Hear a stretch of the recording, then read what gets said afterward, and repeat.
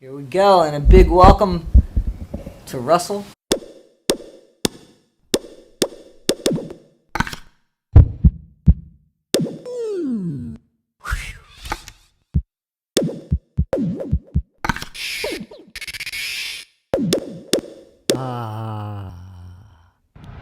Let's talk. Coming all the way down. Anyway, so we were talking about this, we're recording, see. We were talking about this, You were actually talking about my tea. yeah, your tea smells. Yeah, it's But- chamomile. Yeah. It's African chamomile. It looks pretty, but it smells. Oh, it's beautiful. It does look But I was pretty. going to tell you that there's a video, an interesting video about this Japanese man that took rice, separated them into 3 different jars, poured a little bit of water into each of them, and every morning he would get up, he'd talk to the first one and say, good morning. He would tell the second one, I hope you grow today. And then the last one, he wouldn't say anything too. So over a duration of like 6 months, the first 2 stayed perfectly fine, like similar to when he first put them in. The third one was deteriorating, rolling mold. It was, that was the bad one that he was speaking to. So It was neglected. yeah, so when you told me it stunk and then you walk away, I started talking to my tea and I started telling it, Grow. To be Yeah. kind, yeah. heal my body, you're okay. I saw it. Yeah. So that's 2 cups of tea in a very small, 2 big tea bags in a very Yes. small cup of tea. Yes, it is. And it's, is it caffeinated? No, it's chamomile. Yep, so it's non-caffeinated. decaffeinated. So it's going to make you go to sleep on the way home. No. I'll be okay. Okay, so All right. now you had me watch something. Yeah. And I do believe that there's, because we talked about this, the recycling of maybe civilizations that we cycle. Here, my problem with any of this isn't so much that there was species before us, because I totally believe that, but And so for background purposes, what I had you watch was the discovery of Homo naledi, and it's on Netflix, and I forgot what it's called, but on Bones of Caves. Bones of Caves of Bones. Bones. Yeah. Either one. I can't look at my phone anymore because Yeah. because I'm using it as the recording device. So it just talks about the discovery of a new Species. hominin species, and Possible. Well, No. I would say that Yeah. definitely, yeah. Yeah. I would agree. I do agree with that. I agree that the species was there. I have problems when people. Okay, so there was one part. There was a few parts. So okay. Well, let's start with one at a time. okay, so there was one part that talked about that they had found. And here's the thing: they found it supposedly with the child's skeleton. Right. The rock. the rock that they called was a tool. They called it a tool, and I said, well, how do they make that determination? Why couldn't it be like if you go into my house, like seriously, I have some rocks. People spend a lot of money buying crystals and rocks, and there's certain rocks that I have found. I have a rock. It just looks like a rock that I found in Scotland, and I was like, yeah, I'll take this, and when I look at it, I'll remember Scotland. Yeah. So why couldn't this rock have been something that was important to this kid? Who knows what the toys were? Who knows what toys were back then, okay? Right. So this kid became accustomed to this rock. You know what I'm saying? And they buried him. He died with the rock, and they let him have it. How they go from that? Okay, how they go from it was a tool. Yeah. To just something sentimental from Right. the kid, or the parent wanted the kid to have it when the kid left the earth. I think that's the main focus of the idea. Is that exactly That it was to be used in the next lifetime, right? No, for the parent There to was bury. a conversation about that, though. Yeah, but I think the process more develops on the child having it as far as a connection with it. You know, whether it was a process, whether the child used it throughout the duration of his life, or maybe perhaps that was like the first one he was taught on. So they call it napping, right? And what happens is they take it. It's actually a really complex, you know, process. So they take two stones, and they can't be too big or too small. If it's too small, it's going to disintegrate, or it's going to nap away, it's going to chip away, and it's not just going to be a tool. It's just, you know, it's going to be too small. So you have to find one rock and another one. One has to be harder than the other one to chip it away. Right. And then you have to find cracks within the rock to chip at that specific area to chip it away, to make a tool.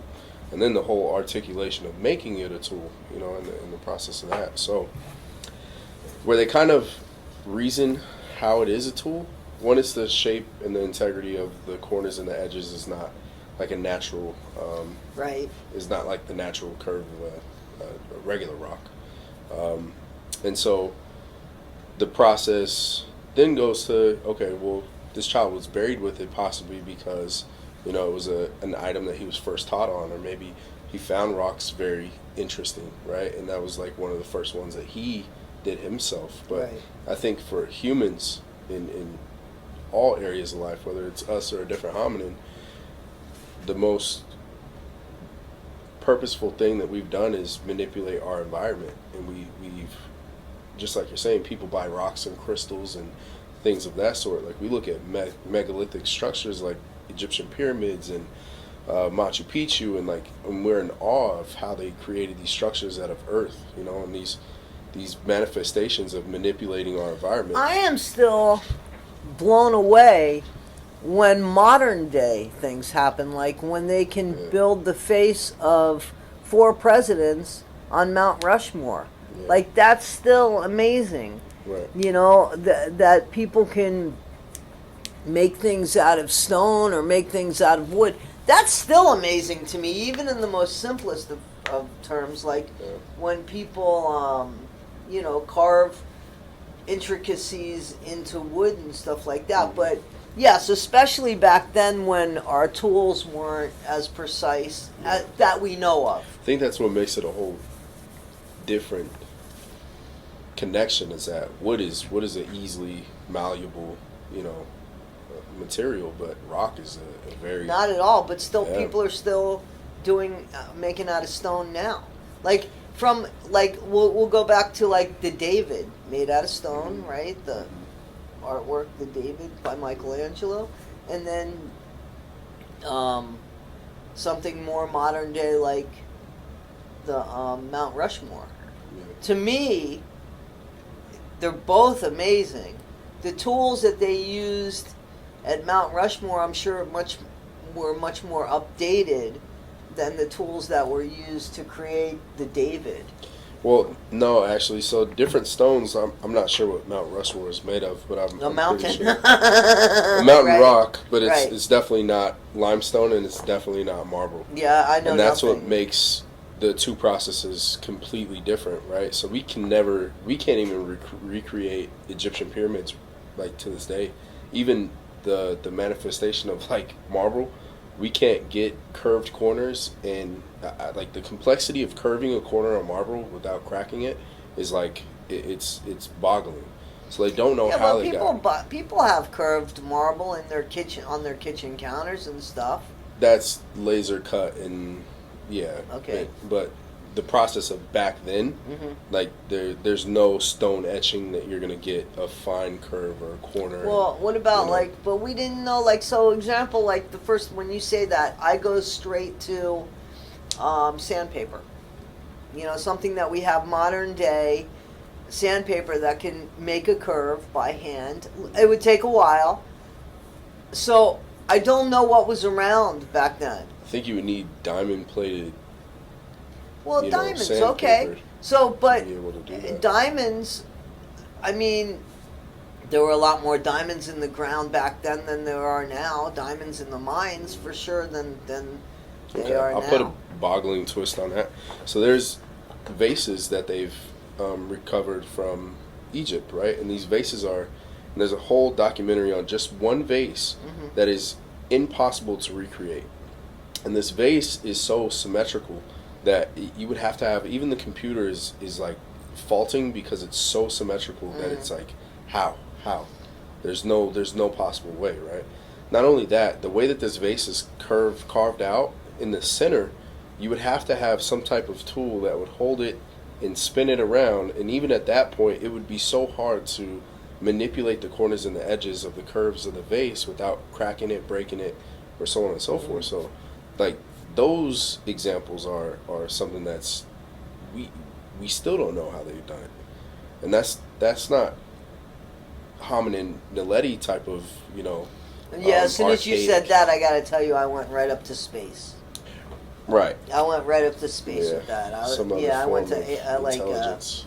an alien, because I do, and we've had this conversation where I do think that. I mean, I believe in God, so let me just say that first, and I believe in the God of Amen. the Christianity of God. So, but that being said, I also believe in evolution, and I think that you can have both. Again, I think that the book of the Bible was the first book of politics, and unfortunately, it's caused a lot of among people. It's caused a lot of conflict among a person, an individual who reads it from their perspective. It, for me, causes peace, guidance, and a direction. A good direction, good guidance. Yeah. But it's the same book that has other people killing people for in the name of religion, and bashing people for, and being racist about, and being having bigotry about. It's the same book that people are thumping in a not so positive way, in my opinion. But all that being said, I do believe that God created. I just think God existed infinitely, like way back. It wasn't like at the beginning of the Bible. Yeah. That that Abraham had a conversation with God. Maybe that was the first time it was documented, but God existed a long time ago, and God only knows what he was referred to, or it was referred to back in the day. So I think while we were running around or swimming around with gills before we became any kind of, before we evolved. Yeah. But again, you have to remember that, according to what we know, the earth was completely covered in water, so we had to have survived some way, and we did that through, living in the water. And then as time evolved and there was land, we came out of the water as more or less tadpoles. If you believe in evolution, and then you got to get into the whole where we evolved from like apes and such, which this is the thing that you showed me, because those I don't want to say that breed of people, but they seem like the cross between the ape and the human, like the missing link there. You know what I'm saying?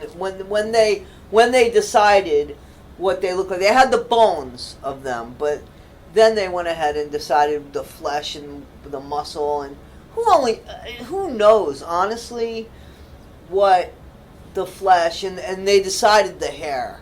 Yeah. So who's to say that that's exactly the way that they look? But I believe the skeleton, the skeleton of them, you can't kind of deny that.